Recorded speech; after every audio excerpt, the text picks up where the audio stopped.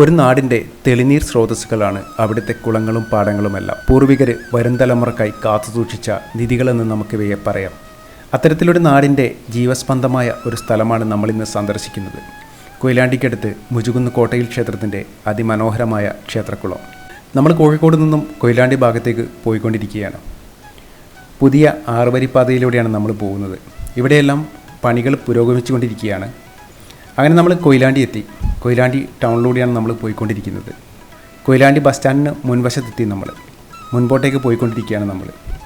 ഇപ്പോഴും നമ്മൾ പോകുന്നത് പിഷാരികാവിൻ്റെ മുൻവശത്ത് കൂടിയാണ്. കുറച്ചുകൂടി മുൻപോട്ടേക്ക് പോയപ്പോൾ നമ്മൾ ആനക്കുളം എന്ന സ്ഥലത്തെത്തി.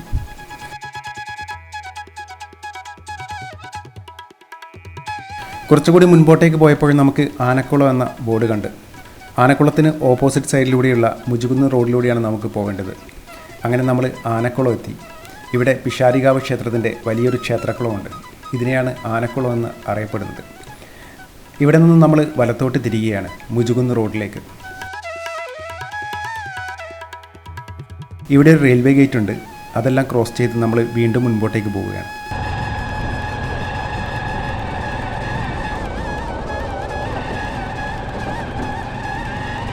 കുറച്ചുകൂടി മുൻപോട്ടേക്ക് പോയപ്പോഴും നമ്മൾ കാണുന്നത് ആറുവരിപ്പാതയാണ്.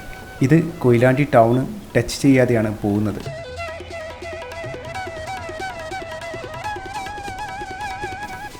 നമ്മൾ അവിടെ നിന്നും വീണ്ടും മുൻപോട്ടേക്ക് പോയി. അങ്ങനെ നമ്മൾ കൊയിലോത്തുംപടി എന്ന സ്ഥലത്തെത്തി. ഇവിടെ റോഡിൻ്റെ അരികിലായിട്ട് ഒരു വലിയ ക്ഷേത്രം സ്ഥിതി ചെയ്യുന്നുണ്ട്. ക്ഷേത്രത്തിന് മുൻവശത്തായി നിൽക്കുന്ന ആളോട് നമ്മൾ വഴിയെല്ലാം ചോദിച്ചു. അദ്ദേഹം പറഞ്ഞു 1 കിലോമീറ്റർ കൂടി മുൻപോട്ടേക്ക് പോകാനുണ്ടെന്ന്.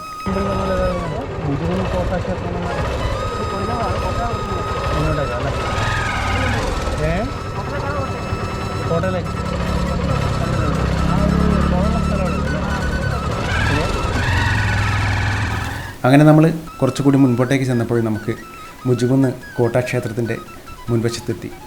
നമ്മൾ ബൈക്കെല്ലാം പാർക്ക് ചെയ്ത് മുൻപോട്ടേക്ക് പോവുകയാണ്. അപ്പോൾ റോഡരികിലായിട്ട് നമുക്ക് അരയാലും ക്ഷേത്ര ഭണ്ഡാരവും എല്ലാം കാണാം. ചുറ്റുഭാഗവും കാടാണ്. അതിന് നടുവിലായിട്ടുള്ള വഴിയിലൂടെ നമ്മൾ മുൻപോട്ടേക്ക് പോവുകയാണ്. ക്ഷേത്രങ്ങളും അതുപോലെ കാവുകളോടും ചേർന്നുള്ള നാഗക്കോട്ടകൾ ഇപ്പോഴും നമുക്ക് അപൂർവമായിട്ടുള്ള കാഴ്ചകളാണ്. നമ്മൾ മുൻപോട്ടേക്ക് പോയിക്കൊണ്ടിരിക്കുമ്പോൾ നമുക്ക് വിശാലമായിട്ടുള്ളൊരു പാർക്കിംഗ് ഏരിയ കാണാം. നമ്മൾ ക്ഷേത്രത്തിന് അടുത്തെത്തി. അപ്പോൾ ഇവിടെ നമുക്കൊരു ബോർഡ് കാണാം. വീഡിയോ, ഫോട്ടോസ് എന്നിവയ്ക്ക് 300 രൂപ ഫീ നൽകണമെന്ന്. നമ്മൾ ഫീ എല്ലാം അടച്ചു. അപ്പം മതിൽക്കെട്ടിന് അകത്തായിട്ടാണ് ക്ഷേത്രം സ്ഥിതി ചെയ്യുന്നത്. നമ്മൾ മതിൽക്കെട്ടിന് സൈഡിലൂടെയുള്ള റോഡിലൂടെ മുൻപോട്ടേക്ക് പോവുകയാണ്. മതിൽക്കെട്ടിന് മറുവശത്ത് നാഗക്കോട്ടയാണ്. നമ്മൾ വഴി ചോദിച്ച് വീണ്ടും മുൻപോട്ടേക്ക് പോയി. അപ്പോൾ ചുറ്റുപാടും നമ്മൾ കാടാണെന്ന് പറഞ്ഞല്ലോ. അപ്പം ഈ ഒരു കോട്ട മൺസൂൺ സമയങ്ങളിൽ പ്രത്യേക ഭംഗിയായിരിക്കും.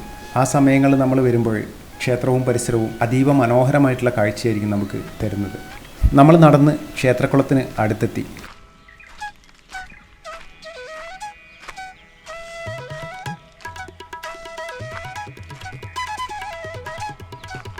മനോഹരമായിട്ടുള്ള കാഴ്ചയാണ് ഈ ക്ഷേത്രക്കുളം. ഇവിടെ വെഡ്ഡിംഗ് ഫോട്ടോസ് എടുക്കുന്ന ആളുകളുടെ തിരക്കാണ് രാവിലെ ഉണ്ടാവുക. അപ്പം മുകളിൽ നിന്ന് കാണുമ്പോൾ അകലെയുള്ള കൽപ്പടവുകളുടെ ഭംഗിയാണ് ഈ ക്ഷേത്രക്കുളത്തിൻ്റെ പ്രധാന ആകർഷണങ്ങളിലൊന്ന്. ഇതിൻ്റെ നിർമ്മാണ ശൈലി നമ്മുടെ കേരളത്തനിമ വിളിച്ചോതുന്ന തരത്തിലുള്ളതാണെന്ന് പറയേണ്ടതില്ല. വേനലായതുകൊണ്ട് വെള്ളം അല്പം കുറവാണ്. ക്ഷേത്രക്കുളത്തിൻ്റെ ഭംഗി കൂട്ടുന്നത് ചുറ്റുമുള്ള പച്ചപ്പാണ്.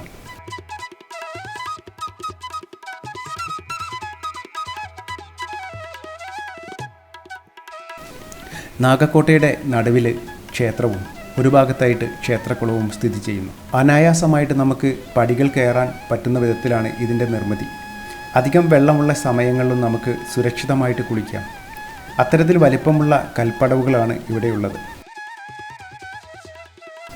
കുളത്തിലേക്ക് ചാഞ്ഞു നിൽക്കുന്ന മരങ്ങൾ, അവിടെ നിന്നും നമ്മൾ ക്യാമറയിലൂടെ കുളത്തിനെ കാണുമ്പോൾ ഒരു പ്രത്യേക ഭംഗിയാണ്. കുളത്തിന് അടുത്തായിട്ട് തന്നെ തന്ത്രിയുടെ മഠം കാണാം.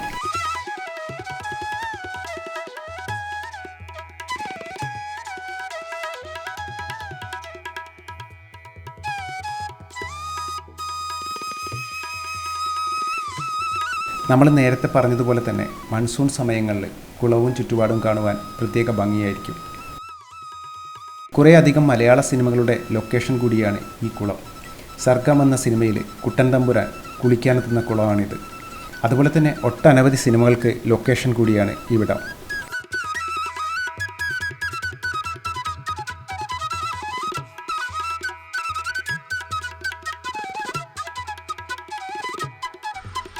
രാവിലെ ആയതിനാൽ കിളികളുടെ ശബ്ദവും തണുപ്പും എല്ലാം കൂടി ഒരു പഴമയുടെ സ്പർശം നൽകി നമുക്കിവിടാം.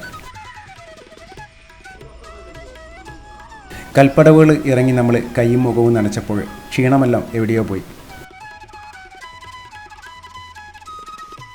കുറച്ചു നേരം നമ്മളിവിടെ കൽപ്പടവുകളിൽ ഇരുന്നു ആ ഭംഗി ആസ്വദിച്ചു. ക്ഷേത്രത്തിലെത്തുന്ന ഭൂരിഭാഗം പേരും ക്ഷേത്രക്കുളവും സന്ദർശിക്കാറുണ്ട്. ആളുകൾ വന്നും പോയിക്കൊണ്ടിരുന്നു.